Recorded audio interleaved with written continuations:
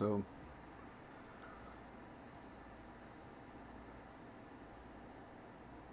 trying to put together my personal explanation for what is called the Jewish question.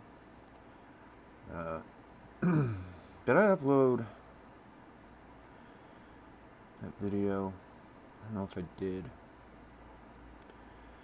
So, in philosophy, let's start here. Like, our greatest weakness to philosophy and to religion, science, everything, is that by generation we're changing uh, definitions and interpretations. And so, even written history, we are left to this huge weakness that we have. And so, I personally believe that there was a huge that during like the Dark Ages, it's not just like this change of that, but also how it correlates with the paradox of democracy and how it's a self-destructing system that, as people, to be individuals, we cannot technically reproduce and live the same life that has been set up for us. That humans, there's so much to say. It's such a sensitive, interesting topic. So I love talking about controversial things. I'm not afraid. But so I'm not gonna read. I read a little bit about just a brief Wikipedia description of this, and there's a philosopher called Bauer, Karl Marx, of course, and then the Nazis. And okay, so what was I saying before that? There's so much to explain. You'd write an entire book just on my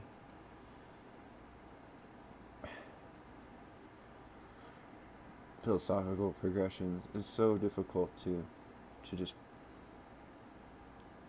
blurt it all out because I'm getting flooded with information. Anyway, try one step at a time. Okay, so like I was saying, I believe that. Well, then, yeah. So it goes back into that, and I just keep going in circles. I'm not really doing anything here. All right. So those issues of the paradox of democracy and how throughout history, like I mean, consistently we have just this knack and need that.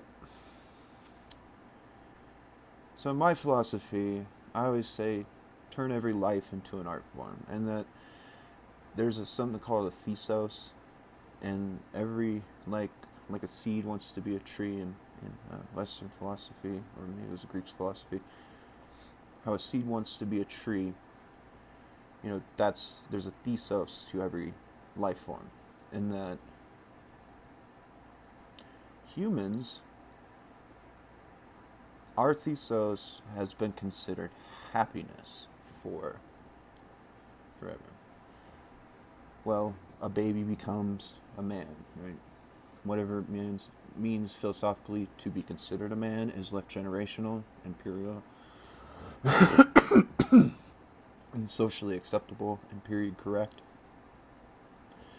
So in philosophy, the way that I reduce thesos is that for humans, we want to understand, we want knowledge and wisdom. So that means that,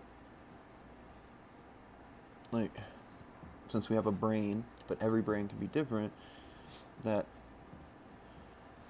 understanding governs through individuality a set of infinite potential for our species cognitively by personality, right? So And I believe that original Judaism, which there are, as I started researching it more, because I never really cared, I started to see these changing definitions again. Just like researching, I did a paper in high school about cults. They changed the definition of cult to suit organized religion because of these paradoxes of democracy that we have. And so, because cult became a sort of trigger word and thing, and so they came up with all these different sections. There's like 7 kinds of cults, and now religions aren't cults, which the original definition of religion was not a theological idea in philosophy. Religion is more of a self, a societally governed moral and ethical code. And so when you look at Quakers, which is very interesting, because there are non-theist Quakers. They actually are called that. And they hold themselves basically just like a monastery full of monks, right? Well, so you see all these intertwining philosophical traits that I've reduced down over these years into free will philosophy. And the paradoxes that govern all this stuff. And I discovered the laws of free will. And I wrote I didn't write, I just analyzed and discovered from one of the laws of the golden rule that there is something called a golden paradox. Anyway, so the Jewish question, and where this is very interesting, knowing all of this and how the Jewish people believe not actually in deities, they believe in a Messiah, which is another lost translation, is a king that can overcome all odds to create what I reduce in 1 versus 100, which is why I think I'm a Jewish guy now.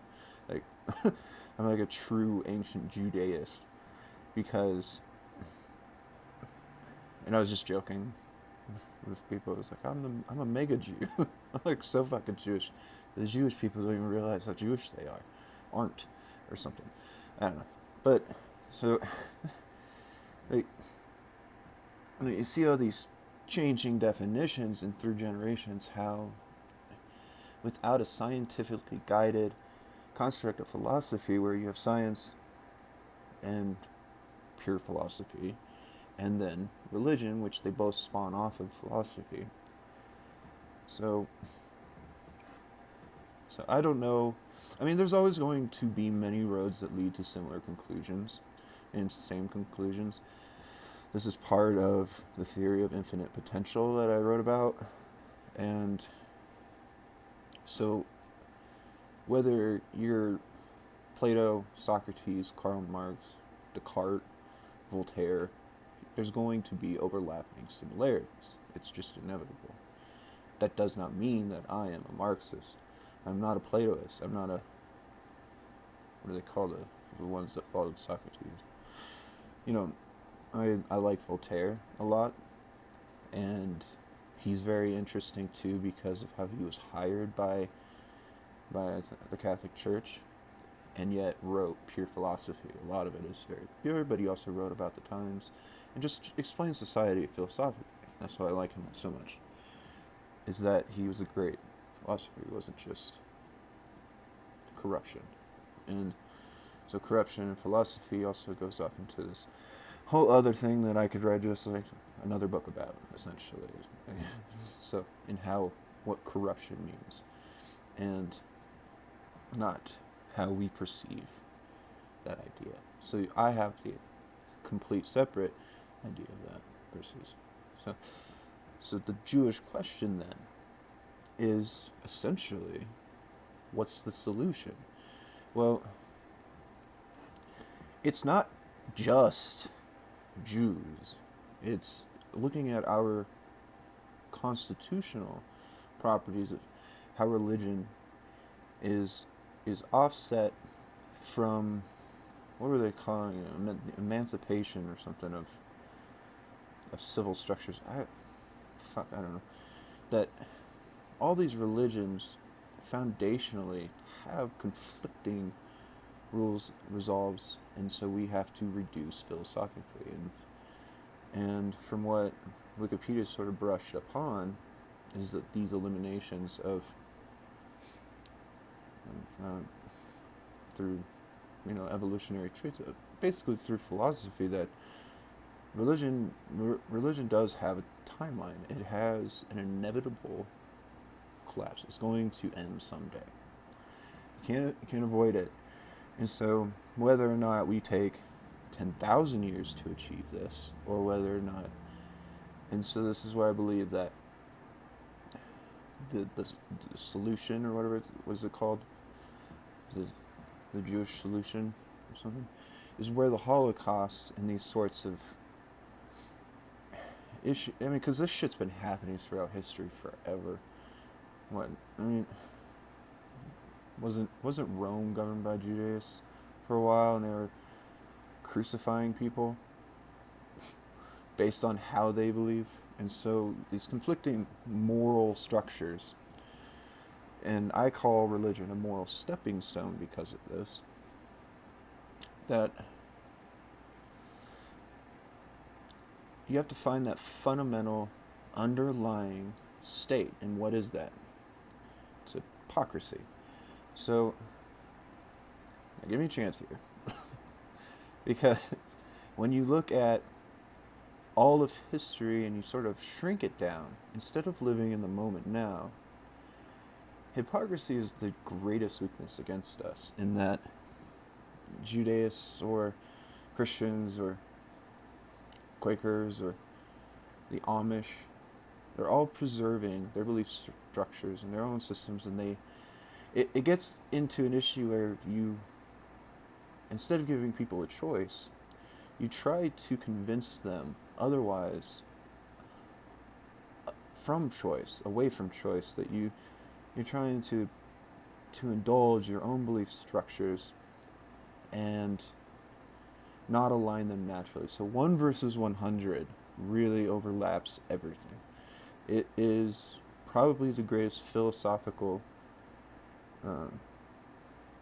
analogy. What do they call that? Is it an analogy? Or it's like a thought experiment, but it's got overlapping moral interpretations and cognitive interpretations to it. Like I said, there's so much crap in my head, it's hard to speak all clearly. Anyway, so 1 versus 100 overlaps all of this. And it's not just the Jewish people, because in 1,000 years, or another 2,000 years, we really don't know right now how Judaism is going to change. They're going to try to keep it consistent. You try to keep everything consistent, but like I said, it was okay at one time to crucify people. They're still chopping off the tips of kids' dicks, but, and like, there's a lot of weird traditions in religion, and it's just, like, sometimes it's socially acceptable. Personally, as somebody who understands biology, I know the value of a foreskin. Like, it has a stimulating purpose for females. It doesn't just protect the vulva, right, of your penis. Anyway, way off topic there. But the point is that we don't know how it's going to change. And so when you look at the Holocaust, which it's an impulsive means, it's an impulsive solution, that the solution has these analogous traits that, whether or not you sprinkle it over this solution over 5 years or 10,000 years, I believe that they come to these similar analogies to what I'm trying to emphasize, but I'm not saying that I want, like, this is why it's so sensitive and hard to really explain. That's why philosophy is just best to write the philosophy and don't corrupt it by dictating philosophy. So I've always admitted Karl Marx is a good philosopher. However, he became corrupted, and he's a perfect example of when a thinker becomes a dictator of thought. And he's so worth studying because of this. Socrates, Plato, they they guide thought around a certain perimeter to allow the person to acclimate it to similar conclusions upon their own accord, to which they can also run off on their own paths in separate directions.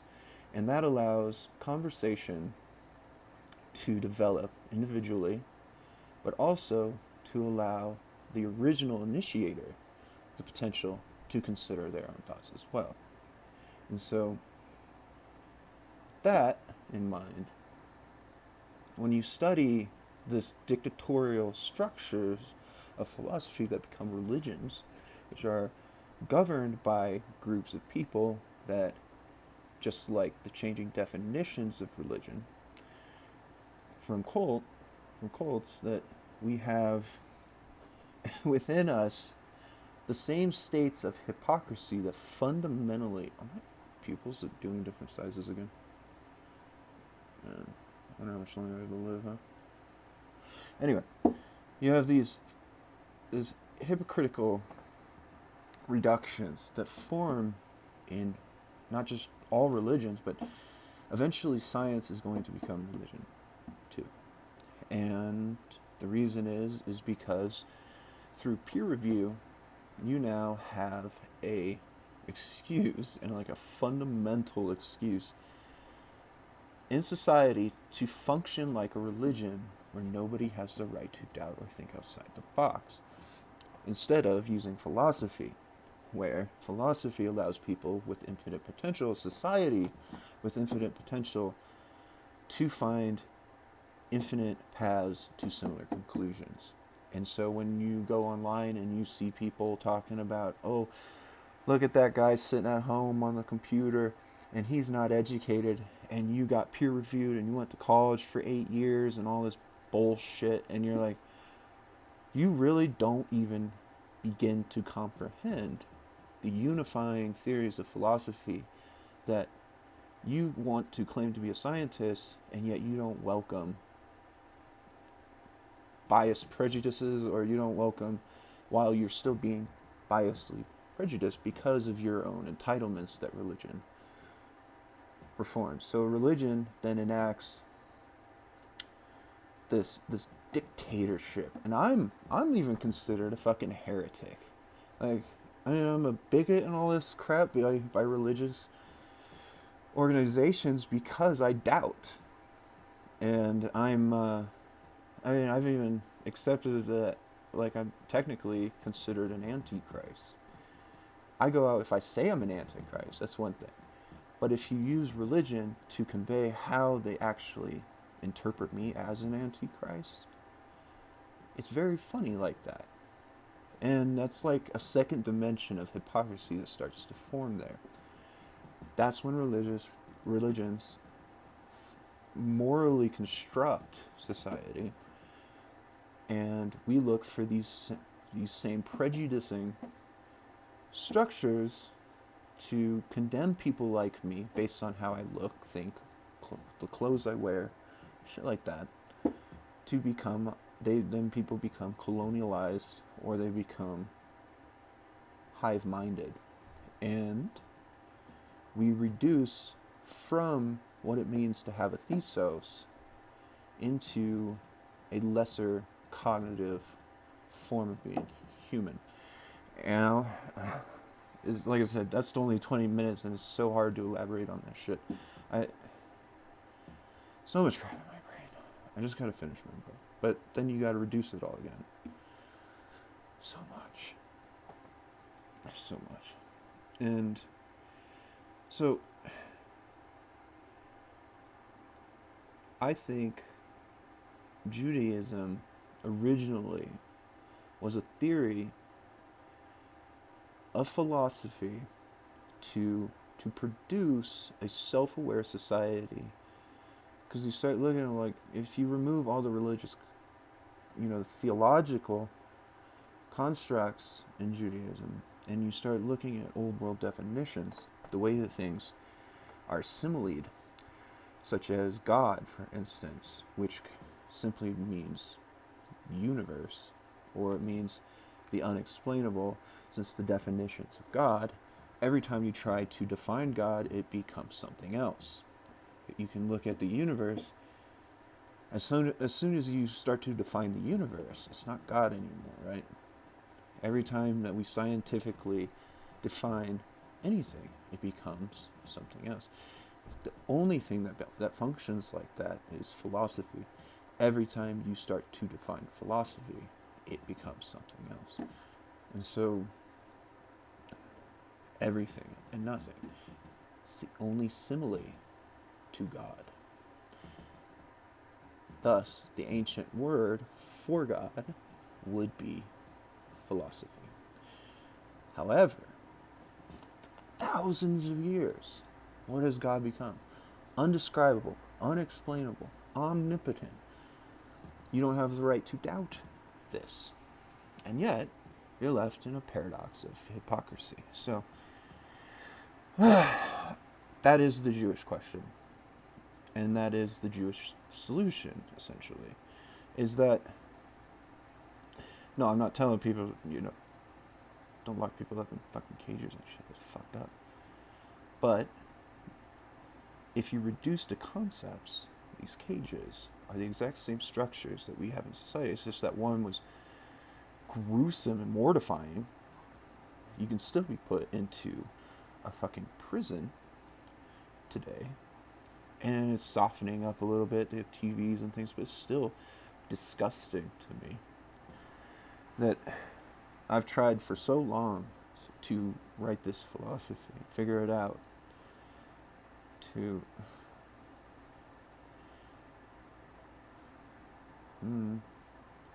but that's the problem. If you write something that is so good, that can help so many, it can be the greatest weapon. And that is very scary, because we consistently take what is given and what is free for people, and we use it to control and oppress people. Can't even pay.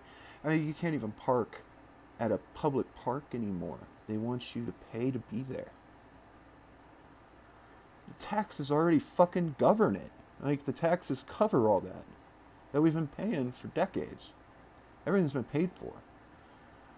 Yet, for some reason, now, if I want to go to the park, I owe you money. And so, like that, if you provide this wonderful philosophical theory, and it's so beautiful that it's designed around my true artist utopian society, where I literally just meditated for years, basically, to project the entire potential of our human existence. And I've explained the true artist utopia. It's just through infinite potential. Though we have limited matter, there is only so many people that can ever form unless we find a deeper quantum theory, and which has also led me down the path of becoming a theoretical physicist and discovering subquantum physics and gravitational field model, and my gravitational field model, and my brain. I'm exhausted. Anyway, my brain is just fucking tired. There's so much crap I have to get out. And if my eyes are changing pupil sizes independently, that's not a good sign. I have one eye that is smaller than the other, which is why I see in 3 dimensions. I know that's funny to say, but actually I see, like, if I go to a movie theater, images will pop out, like they're supposed to for people wearing 3D glasses. That's what I mean. The best way to put it is look at a Nintendo DS. When you turn on the 3D, which it does work for me, but how that works for you is how everything typically looks for me. And so if I'm probably not too healthy, I have to get all this stuff out. And anyway, so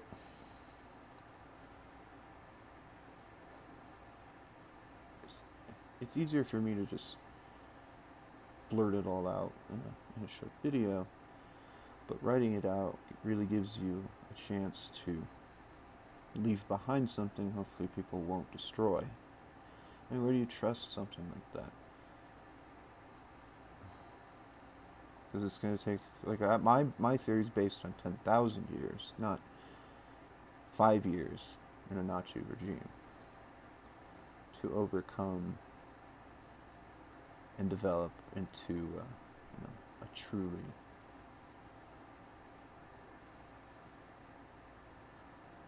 thesost species, self-aware, free-willed, and able to spread across the universe to where we don't just inevitably replicate the issues of our current histories and how we handle diplomacy today, how we handle trade, how we handle cultures, how we just handle anything. It's just, right now, we are not worthy of being multiplanetary. And if it's the same thing as when I was studying the attraction of young women. So to survive, 2,000-3,000 years ago, you had to reproduce younger and more efficiently. So you'd have more children with younger women, and that's why women develop so early. And how this actually creates self-aware and innocence in society is having a young female that's still naive raise a child versus a fully matured female who already has biases towards the problems in society. And that means that the best other way that I can put it is, what if we were immortal, what happens to the brain? And what happens to the brain is that we remember negativity a lot longer, and we are more influenced by lessons of pain rather than just being willing to burn yourself with boiling water over and over again.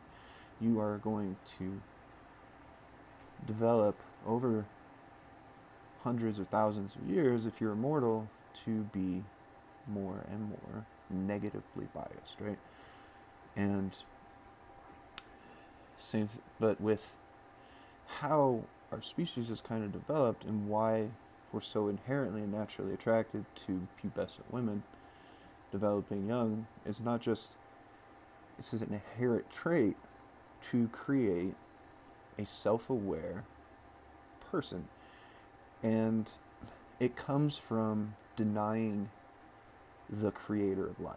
So the creator of life, just like in Adam and Eve, that whole allegory, that's the word, allegory, that when you can deny the creator, you have cognition and you have free will, essentially. And so we have formulated around this, and it's a very awkward paradox for people today because of the moral biasing, and older men are creepy and stuff. And it's just like, well, what if I'm 30, I haven't had a child, and I don't make impulsive decisions to reproduce, that at 40 or 50, our species, say, would need to have the same naivety and lacking negative stimuli and impulse changes to the brain to mimic our evolutionary traits of our past that have led us to where we are now. So when we set up a fundamental creation of life like that, it's the same thing as if we spread multiplanetarily. And we're going to go to Mars and create a society that is already the foundational roots of whatever flaws we still have in society today. That means that no matter who you send over there, they still have the rationality beyond the philosophical means to create, this infinite potential that should inherently and naturally be in people. Since I've never been taught how to think like this, that means that unless everybody is capable of it, we're going to just repeat the past over and over and over again. 30 minutes. I think I'm done. I think I got pretty much everything out trying to explain the Jewish question. So, and how it can be reduced throughout philosophy rather than just blaming the Jews.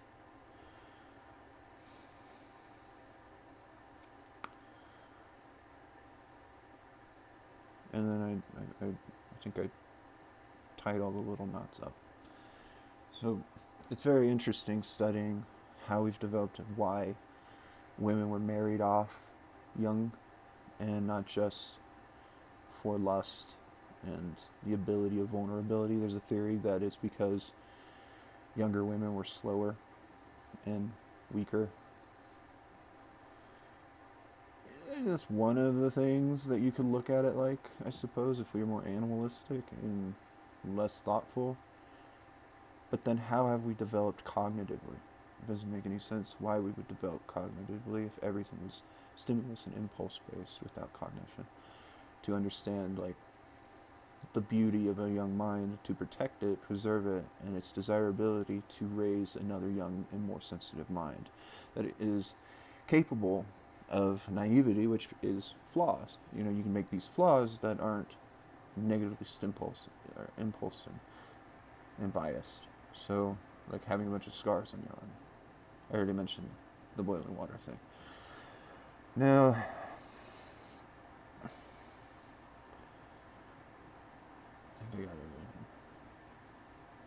it's very, people are, I don't know if this is called anthropology.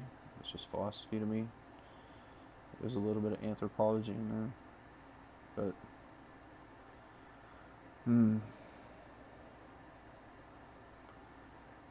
so, other than that, for a long time people called me a Marxist. It was very disappointing. And how stupid people are. Because they'll see one hint, it's just how we're losing freedoms today. Is that if one person commits a mass shooting, not every gun owner, right? We're overlapping these traits, and we're just, people aren't capable of this critical thought, and then all of a sudden now I'm a Marxist because of I said one thing similar to what he said. Well, philosophy is going to have overlapping traits. It's just implausible. It's impossible to not, because it's everything and nothing, as I said. And that's why it's undefinable. Every time you find it, it comes something else. Have I got 1 versus 100 out best yet? I've been having to rewrite it. I lost my original writing of it. It's so good. There's fucking everything. It's just everything. Right now. And in the past.